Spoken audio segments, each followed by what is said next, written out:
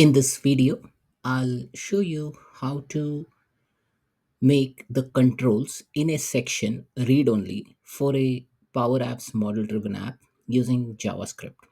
So, just to give you a context, this is a model driven app named as World Airlines Management System.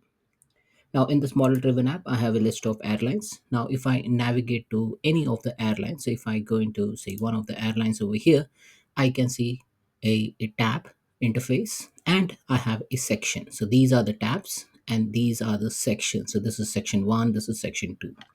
Now, if you want to know what is the name of the section, I just make use of level up tool, go to the logical names, and then I can see that this section is called a section underscore basic profile, and this is called a section underscore detail. This tab is named as tab underscore general. Now let me clear the logical name. Now the goal of this exercise is like, say, if you have a very big form and once a data has been added and it goes to multiple process, you want to maybe in your scenario you want to say make all this control read only or make this section read only. Now you have an option, you can go into individual field and make it read only. So that is one of the option. But if you have more than 50 control, 100 control within a form or within a tab, then it will be difficult for you to make it read only. Like the code will be longer. So I will show you an approach where you will be able to do the same thing with a fewer lines of code. Now the first goal is for us is to make the section field read only. So we will say we will pick up say one section. So let me pick up this section, okay, and we'll make the section field read only on maybe a load of a form or on save of a form. So to keep it simple, we will just say when this form is loaded, let's make this section read only. Okay, so in order to do that, maybe we may need to go into Visual Studio Code. So let me go into the VS Code over here, and this time I'm gonna create a new file and I will call it as section read only .js. Now this is the file section read only.js. Let me zoom it a bit, and here we are going to write a piece of code. Now in order to write a piece of code, we know like how to start with. First we'll start with a function, so we'll call this as a function and we'll call it as set section fields read only. We'll pass in the execution context and we'll start writing some information. So first we'll say make use of say variable or maybe const, you can say, and we can say tab equal to the name of the tab. Now we know the name of the tab is tab underscore general, so I know that beforehand, so I'll just put the value over here, tab underscore general. Then we have this form context, so where form context equal to execution context dot get form context.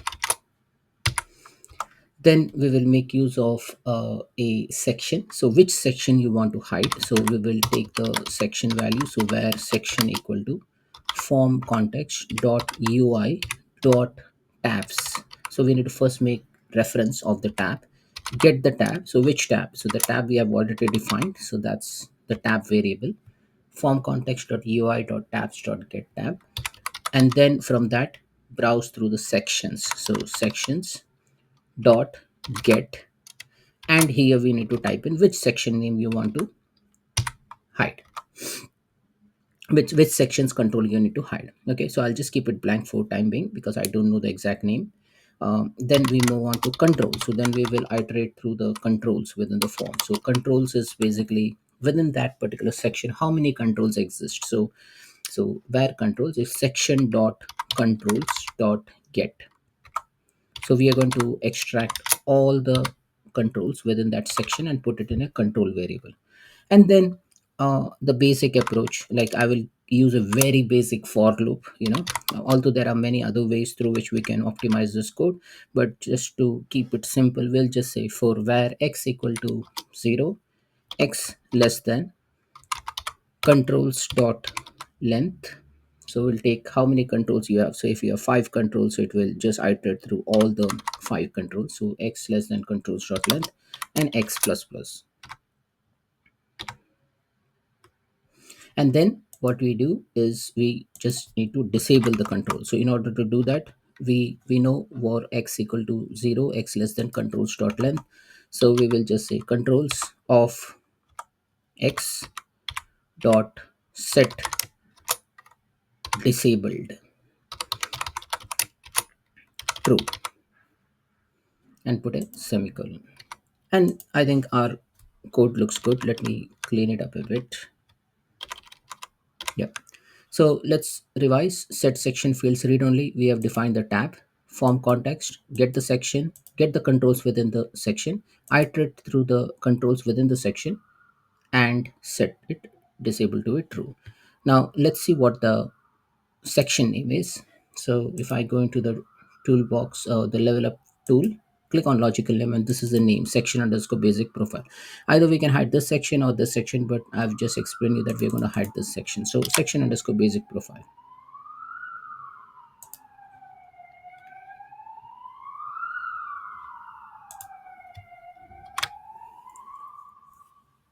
And this is the piece of code. Now let's do one thing. First, go into the solution. So we'll go into the solution over here, and we're going to add a new web resource. So go to new, more, web resource. Now here I'm just going to copy the code.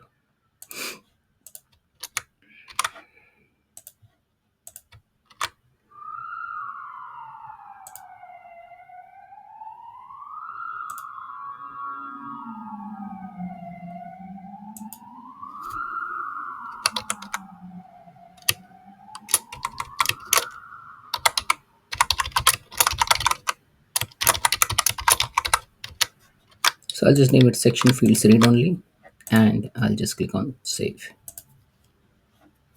And in the form, in this form, what we are going to do first, we are going to add that library. So the library name is section fields read only, which we just added. And here we are going to call the function on load. So if you go to events, on save or on load, I'll just say on load, click on event handler, section fields read only, pass execution context as the first parameter, and the name of the function which we have written. So set section fields read only, copy this, paste, done, save and publish.